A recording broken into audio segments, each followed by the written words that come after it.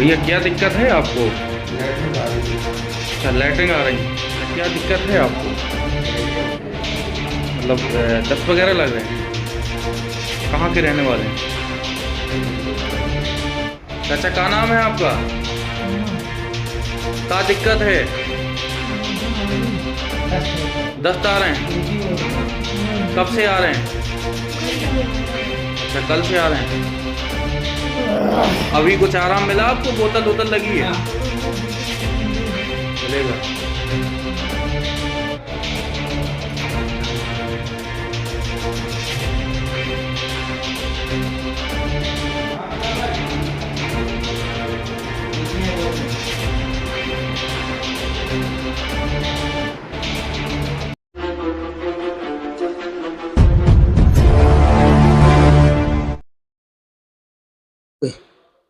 नमस्कार, आप देख रहे हैं लाइव न्यूज 92।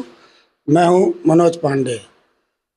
लगभग एक हफ्ता से अधिक हो गया सामुदायिक स्वास्थ्य केंद्र कालपी में मरीज तो वैसे भी बड़ा क्षेत्र है, 400-500-600 मरीज प्रतिदिन आता है। लगभग एक हफ्ते से एक विशेष प्रकार के मरीज यहाँ भरे पड़े हुए हैं, दस्त और उल्टी। शायद इसको डॉक्टरी भाषा में डायरिया कहते हैं। बहुत बुरी तरह फैला हुआ है और कालपी के लगभग हर घर में एक न एक व्यक्ति इस बीमारी से परेशान है।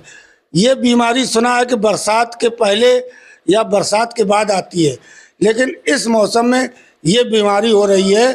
और यहाँ डॉक्टर, पूरा स्टाफ सामुदायिक स्वास्थ्य केंद्र का बहुत हलाकान है। अगर दिन में 600 मरीज आते हैं तो आधे से अधिक मरीज इसी रोग से आते हैं कि दस्त हो रहे हैं, उल्टी हो रहे हैं। हमारे साथ हैं डॉक्टर शेख शहरयार। मैं डॉक्टर साहब से जानना चाहूँगा कि सर ये बताएं कि ये जो मर्ज फैला है ये क्या है और ये किस वजह से फैला हुआ है और इसका क्या समाधान है। डॉक्टर शेख शहरयार। धन्यवाद आपका बहुत बहुत। मैं डॉक्टर शेख शहरयार।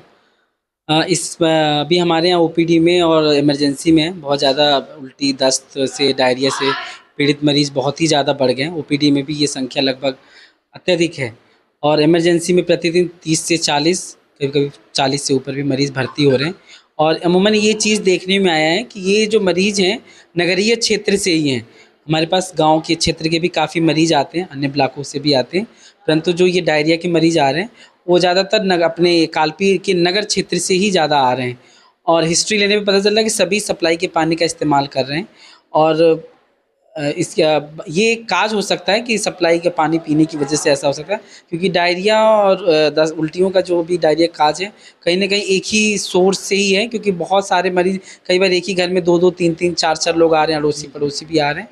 बाकी हम लोग की तरफ से काफ़ी पूरी कोशिश की जा रही है और जितने भी मरीज़ हैं काफ़ी डिहाइड्रेटेड भी आते हैं, उनको एडमिट करके और इलाज के। बच्चे भी इसमें पीड़ित आ रहे हैं, बूढ़े भी बहुत ज़्यादा आ रहे हैं, लेकिन सभी प्रकार के मरीज़ आ रहे हैं। और हमारी तरफ से, हम लोग की तरफ से काफ़ी कोशिश की जा रही है, सारे मरीज़ों का समुचित उपचार जो है मुहैया कराया जा रहा है। साथ साथ मरीज़ों को जो आवश्यक सलाह है, जैसे कि पानी को उबाल के पिएँ, पानी को अच्छे से उबाल के साफ़ बर्तन में ढक के रख के पिएँ, ताज़ा और अच्छे सुपाच्य भोजन का ही सेवन करें, रखा हुआ बासी खाना ना खाएं। खाने से पहले या फिर कुछ भी खाद्य सामग्री यूज़ करने से पहले हाथ धोएं और हाथ को अच्छे से धोएं।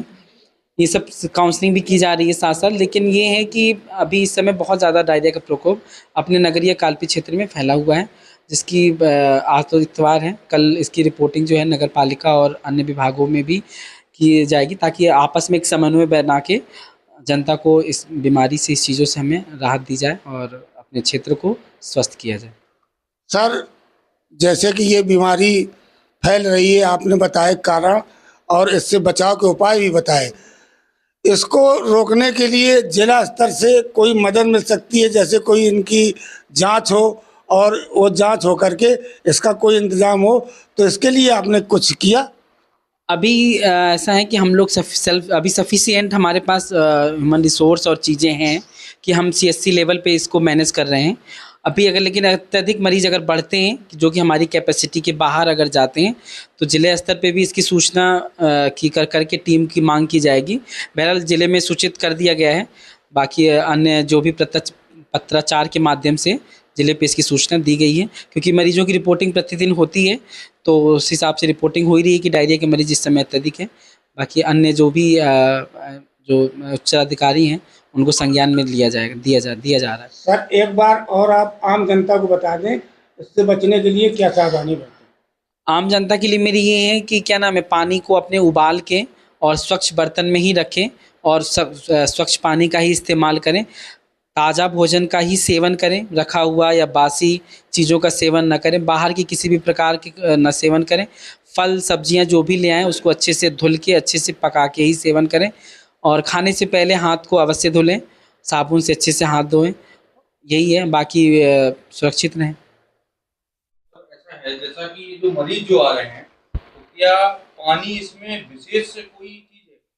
अभी ये कहना उचित नहीं है, क्योंकि अभी इस प्रकार की कोई टेस्टिंग नहीं हम लोग के द्वारा की गई है कि पानी की टेस्टिंग की गई हो या फिर स्टूल का कल्चर कराया गया हो, ऐसा कुछ अभी नहीं हुआ है। अभी हम लोग सिम्टोमेटिकली जो भी लक्षण युक्त मरीज आ रहे हैं उनका इलाज करा रहे हैं। लेकिन ये है कि आज इतवार है, कल के दिन जल निगम को इस बारे में पत्राचार के माध्यम से वो किया जाएगा ताकि वो अपने पानी की टेस्टिंग कर सकें। कई बार ऐसा हो जाता है कि पानी में कोई कीटाणु या इस प्रकार से पैदा हो जाते हैं, या फिर कई बार भूमिगत नल में लीकेज होने की वजह से ऐसा हो जाता है। तो कल इसके पत्राचार के माध्यम से उनको अवगत कराया जाएगा और उनकी भी मदद ली जाएगी। ये अन्य विभागों से भी समन्वय, नगर पालिका है उनसे भी समन्वय स्थापित करके साफ़ सफाई के लिए प्रेरित किया जाएगा, ताकि लोगों से भी यही वो है कि साफ़ सफाई का विशेष ध्यान दें और अपने आसपास स्वच्छता रखें, सफाई रखें। खाने के अलावा अपने भी आसपास हर प्रकार से सफाई का ध्यान रखें। जैसा कि हमारे साथ डॉक्टर शेख शहरयार खान जी थे, इन्होंने बताया कि अपना खान पान में सावधानी बरतें और जिस प्रकार बताया है उस प्रकार सावधान रहें, जिससे कि इस रोग से बचा जा सके। आप देख रहे हैं लाइव न्यूज़ 92।